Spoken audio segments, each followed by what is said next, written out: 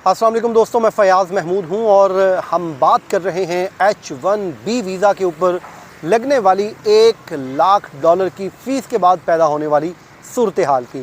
क्योंकि जब से ये फ़ीस लगाई गई है, इसका ऐलान किया गया है, तब से लेके ना सिर्फ एप्लीकेंट बल्कि वीज़ा होल्डर्स भी परेशान हैं। लेकिन अब H1B वीज़ा होल्डर्स के लिए एक अच्छी खबर है, वो आज के इस वीलॉग में मैं आपके साथ शेयर करूँगा। और साथ ही साथ एक नई उम्मीद की किरण पैदा हो गई है और ये उन तमाम वीज़ा होल्डर्स के लिए है जो इस वक्त जो है H1B वीज़ा पे हैं, और साथ ही साथ जो एप्लीकेंट के लिए भी एक वजाहत सामने आ गई है। और ये 3 नुकाती वजाहत है, जिसके बाद आप ये कह सकते हैं कि इसमें एक नया मोड़ सामने आया है और उसके बाद से लेके चीज़ें जो हैं नई तरफ चलना शुरू हो गई हैं। क्योंकि जब से ये ऐलान हुआ है, अफरा तफरी का मूड जो है माहौल दिखाई दे रहा है। और साथ ही साथ आपको मालूम है कि कुछ लोग ऐसे भी हैं जो फ़्लाइट के ज़रिए अपने मुल्क जा रहे थे और वो H1B वीज़ा होल्डर थे।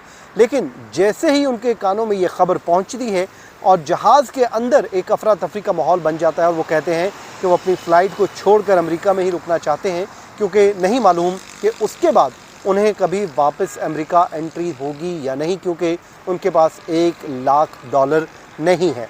लेकिन अब जनाब ये बड़ी वजाहत सामने आ गई है और ये 3 नुकाती वजाहत है। एक एक करके मैं आपके सामने रखता जाता हूँ ताकि आपको मालूम हो जाए।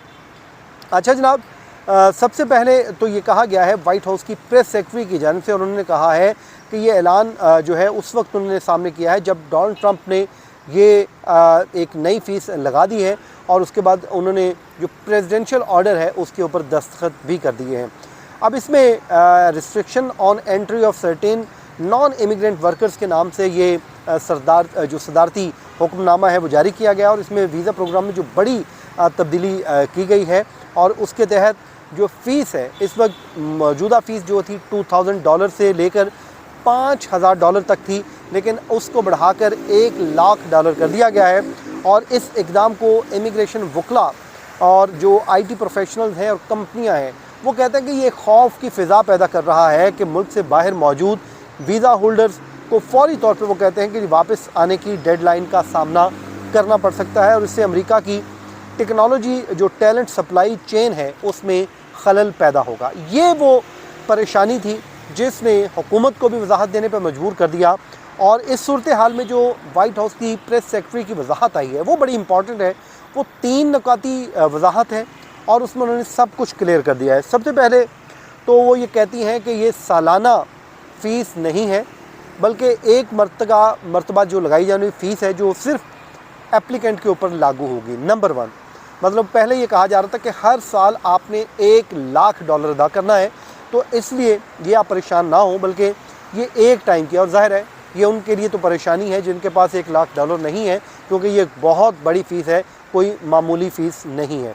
सबसे पहले तो ये ज़हन नशीन करिए। दूसरा, उन्होंने ये भी कहा है कि जो वीज़ा लोग रखते हैं, जो इस वक्त H1B वीज़ा होल्डर्स हैं और वो इस वक्त मुल्क से बाहर हैं, अमेरिका में नहीं हैं, उन्हें री एंट्री के वक्त $1,00,000 अदा करने की ज़रूरत नहीं है। ये उनके लिए खुशखबरी है। जो लोग परेशान थे, जो इस सोच में बैठे थे कि जब वो वापस जाएंगे तो न जाने उनको $1,00,000 होगा तो एंटर हो सकेंगे, तो उसके लिए उन्होंने कह दिया है कि जो पहले से वीज़ा होल्डर्स हैं उनको वापसी के ऊपर $1,00,000 की शर्त उनके ऊपर लागू नहीं होगी H1B।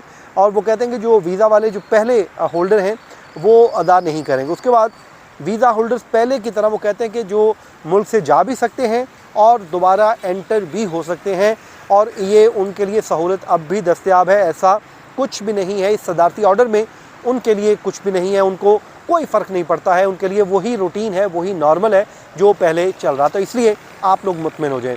उसके बाद जनाब उन्होंने ये कहा है कि ये जो फ़ीस है वो नए वीज़ा होल्डर्स जो एप्लीकेंट होंगे उनके ऊपर लागू होगी। मतलब पहले वाले जो वीज़ा होल्डर्स हैं उनके ऊपर नहीं, एप्लीकेंट के ऊपर ये लागू होगी। और उन्होंने ये भी वज़ीहत क्लियर कर दिया है कि अगर आप रीन्यू करवाते हैं, और ना ही जो मौजूदा वीज़ा होल्डर्स हैं उनके ऊपर ये नहीं है, इवन कि रीन्यूअल फ़ीस भी नहीं है जो पहले से वीज़ा होल्डर हैं।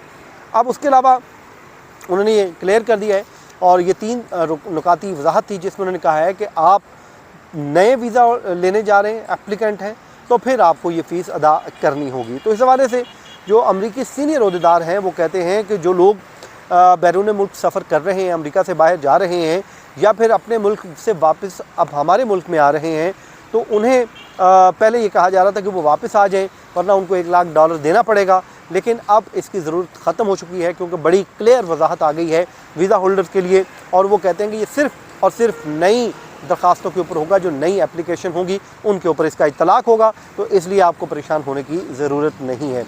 अब ये जो टैलेंट की बुनियाद पर ये वीज़े दिए जाते थे और इसमें बहुत से ऐसे लोग थे जो इसी वीज़ा की बेस पे अमेरिका में पहुंचते थे, लेकिन इस नई पाबंदी ने इनके लिए नई मुश्किल खड़ी कर दी है और आने वाले दिनों में लोगों के लिए बहुत परेशानी है। ख़ासकर जो इंडियन लोग हैं उनके लिए तो बहुत बड़ी परेशानी है, क्योंकि सबसे नंबर 1 वो वीज़ा होल्डर, उनको वीज़े मिलते थे और वो हिस्सा वो अपना शेयर लेते थे, लेकिन उनके लिए अब मुश्किलात हैं। ये ज़ाहिर है अब आने वाले वक्त ही बताएगा कि कब तक ये फ़ीस चलती है या मुस्तकिल है, ये आने वाला वक्त तय करेगा। नाज़रीन, ये था आज का हमारा वीलॉग। अपनी दुआओं में याद रखें, जहाँ रहें खुश रहें। मुझे इजाज़त दीजिए। अल्लाह हाफ़िज़।